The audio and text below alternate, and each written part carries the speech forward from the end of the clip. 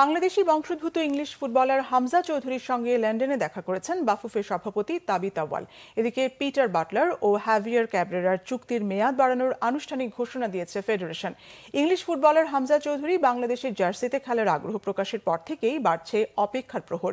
কবে আসবেন লেস্টার সিটিতে খেলা বাংলাদেশি বংশোদ্ভূত এই তারকা ফুটবলার? এরই মধ্যে হামজার ক্লাব থেকে ছাড়িয়ে তাকে দেশে নিয়ে আসার প্রক্রিয়াও শুরু হয়েছে। বাফুফে আশা করছে আগামী মার্চে এএফসি এশিয়ান কাপ বাছাই পর্বে ভারতের বিপক্ষে ম্যাচেই লাল সবুজের জার্সিতে মাঠে নামবেন হামজা চৌধুরী। লন্ডনে হামজা ও তার বাবা মার সাথে সাক্ষাৎ করেছেন বাফুফের সভাপতি ও জাতীয় দল ব্যবস্থাপনা কমিটির চেয়ারম্যান তাবিথ আউয়াল। কিং পাওয়ার স্টেডিয়ামে দেখেছেন লেস্টার সিটি ও ক্রিস্টাল প্যালেসের ম্যাচ।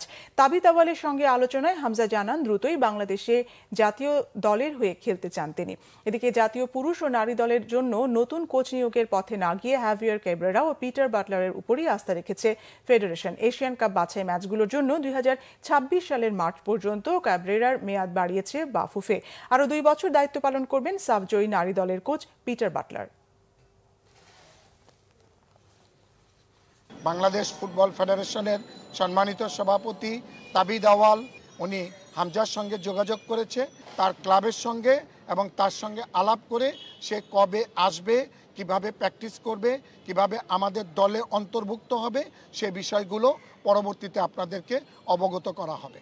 হ্যাভিয়ার ক্যাব্রেরা আমাদের বাংলাদেশ জাতীয় ছেলেদের ফুটবল দলের সম্মানিত কোচ, এবং তার সঙ্গে আমাদের কথা হয়েছে আমাদের সামনে যে খেলাগুলো রয়েছে এশিয়ান কোয়ালিফাই, এই খেলাটা যাতে করে আমরা তাকে দিয়ে শেষ করতে পারি, যার জন্য আমরা নতুন কারোর সঙ্গে কথা বলি নাই, তার সঙ্গেই আলাপ আলোচনা করে তার সঙ্গে আমরা পুনরায় কন্ট্যাক্ট করেছি।